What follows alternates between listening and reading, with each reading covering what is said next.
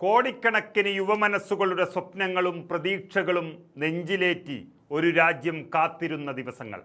കഠിനാധ്വാനത്തിൻ്റെ ഉറക്കമില്ലാത്ത രാവുകളുടെ ഫലം ഒരൊറ്റ പരീക്ഷാ എഴുതി തീർക്കാൻ കാത്തിരുന്ന വിദ്യാർത്ഥികൾ.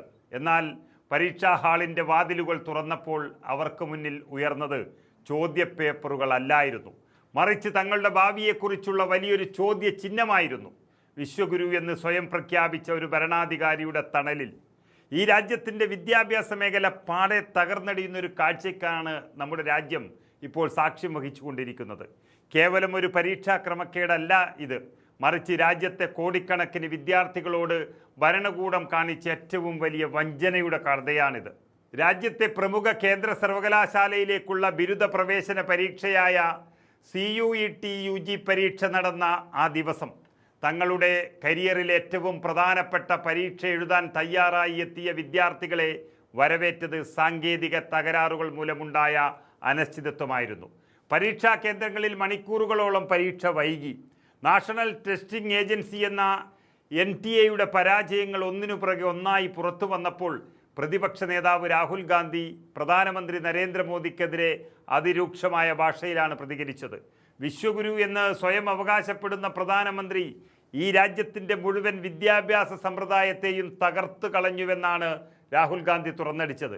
നീറ്റ്, CBSE, SC, ഇപ്പോൾ CUET എന്നിങ്ങനെ രാജ്യം ഉറ്റുനോക്കുന്ന ഒരു പരീക്ഷ പോലും കൃത്യമായും സുതാര്യമായും നടത്താൻ ഈ മോദി സർക്കാരിന് കഴിഞ്ഞിട്ടില്ല.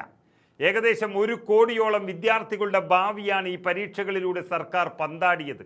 മുൻപ് നടന്ന CBSE പരീക്ഷാ വീഴ്ചകളിൽ പ്രധാനമന്ത്രി പുലർത്തിയ മൗനവും ഇത്രയും വലിയ ക്രമക്കേടുകൾ നടന്നിട്ടും വിദ്യാഭ്യാസ മന്ത്രിക്കെതിരെ യാതൊരു നടപടിയും എടുക്കാത്തതും കേന്ദ്ര സർക്കാരിൻ്റെ നിസ്സംഗതയുടെ ആഴം വ്യക്തമാക്കുന്നു. ലക്ഷക്കണക്കിന് വിദ്യാർത്ഥികളുടെ ഭാവിയേക്കാൾ നരേന്ദ്രമോദിക്ക് വലുത് തൻ്റെ സർക്കാരിൻ്റെ നിലനിൽപ്പ് മാത്രമാണെന്ന പ്രതിപക്ഷത്തിൻ്റെ ആരോപണം ഈ രാജ്യമെങ്ങും ചർച്ചയായി കഴിഞ്ഞു. നിങ്ങൾ ഏത് തലമുറയുടെ ഭാവിയാണോ നശിപ്പിക്കുന്നത്, ആ തലമുറ തന്നെ നിങ്ങളോട് കണക്ക് ചോദിക്കുമെന്ന രാഹുൽ ഗാന്ധിയുടെ മുന്നറിയിപ്പ് പരീക്ഷാ തട്ടിപ്പിൽ മനംതൊന്ന വിദ്യാർത്ഥികളുടെ ഉള്ളിലെ തീയാണ് പ്രതിഫലിച്ചിരിക്കുന്നത്. എന്നാൽ ഈ വിവാദ കൊടുങ്കാറ്റുകൾക്കിടയിലാണ് രാജ്യം ഇന്നേ വരെ കേട്ടിട്ടില്ലാത്ത തികച്ചും അവിശ്വസനീയമായ മറ്റൊരു നീക്കത്തിന് കേന്ദ്ര സർക്കാർ മുതിരുന്നത്. ജൂൺ 21 നടക്കാനിരിക്കുന്ന നീറ്റ് UG പുനഃപരീക്ഷയുടെ ചോദ്യപേപ്പറുകൾ സുരക്ഷിതമായി എത്തിക്കാൻ ഇന്ത്യൻ വ്യോമസേനയുടെ സഹായം തേടാൻ സർക്കാർ ആലോചിക്കുന്നു എന്ന വാർത്തയാണ് ഇപ്പോൾ പുറത്തുവരുന്നത്. പ്രതിരോധ മന്ത്രി രാജ്നാഥ് സിംഗിൻ്റെ വസതിയിൽ വിദ്യാഭ്യാസ മന്ത്രി ധർമ്മേന്ദ്ര പ്രധാനെയും വാർത്താവിനിമയ മന്ത്രി ജ്യോതിരാദിത്യ സിന്ധ്യയെയും ഒപ്പം ഉന്നത വ്യോമസേന ഉദ്യോഗസ്ഥരെയും പങ്കെടുപ്പിച്ചുകൊണ്ട് അടിയന്തരമായി ചേർന്ന ഒരു ഉന്നതതല യോഗത്തിലാണ് ഈ അസാധാരണമായ തീരുമാനം ചർച്ച ചെയ്യപ്പെട്ടത്. സാധാരണയായി തപാലിൽ അയക്കാറുള്ള ചോദ്യപേപ്പറുകൾ ഇത്തവണ ചോർച്ച ഒഴിവാക്കാൻ വ്യോമസേനാ വിമാനങ്ങളിൽ രാജ്യത്തിൻ്റെ വിവിധ ഭാഗങ്ങളിൽ എത്തിക്കാനാണ് നീക്കം. ഈ വിഷയത്തിൽ പ്രധാനമന്ത്രിയുടെ ഓഫീസാകും അന്തിമ തീരുമാനമെടുക്കുക. പരീക്ഷാ ചോദ്യപേപ്പർ കടത്താൻ യുദ്ധവിമാനങ്ങൾ ഉപയോഗിക്കേണ്ടി വരുന്ന ഒരവസ്ഥയെക്കുറിച്ച് ചിന്തിക്കാൻ പോലും കഴിയാത്ത ഒന്നാണ്. ഭരണകൂടത്തിൻ്റെ ഈ പുതിയ നീക്കം പുറത്തു വന്നതോടെ വലിയ രീതിയിലുള്ള പരിഹാസങ്ങളും വിമർശനങ്ങളുമാണ് രാജ്യത്തിൻ്റെ വിവിധ കോണുകളിൽ നിന്നും ഉയരുന്നത്. ചോദ്യപേപ്പർ ചോർന്നത് പരീക്ഷാ നടത്തിപ്പ് ചുമതലയുള്ള NTA ബന്ധപ്പെട്ട അധ്യാപകരിൽ നിന്ന് തന്നെയാണ് എന്നിരിക്കെ ചോദ്യപേപ്പർ എത്തിക്കുന്ന വഴി മാറ്റുന്നത് കൊണ്ട് എന്ത് പ്രയോജനമെന്നാണ് പൊതുസമൂഹം ചോദിക്കുന്നത്.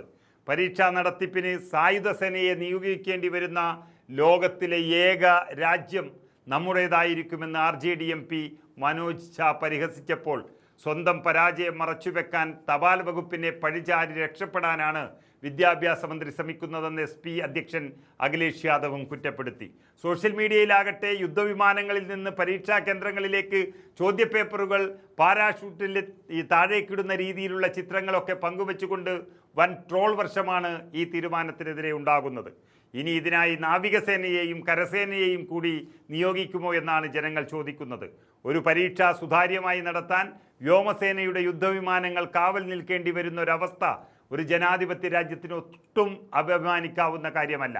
അത് ഭരണകൂടത്തിൻ്റെ കരുത്തിനെയല്ല കാണിക്കുന്നത്, മറിച്ച് തങ്ങൾ കൈയാളുന്ന പരീക്ഷാ സംവിധാനത്തിലുള്ള വിശ്വാസ്യത പൂർണ്ണമായും തകർന്നു എന്നതിൻ്റെ തെളിവ് കൂടിയാണ്. സംവിധാനങ്ങളിലെ അഴിമതിയും അനാസ്ഥയും പരിഹരിക്കുന്നതിന് പകരം തോക്കുകളും യുദ്ധവിമാനങ്ങളും കാണിച്ച് ജനങ്ങളുടെ കണ്ണുകെട്ടാനാണ് കേന്ദ്ര സർക്കാർ ശ്രമിക്കുന്നത്.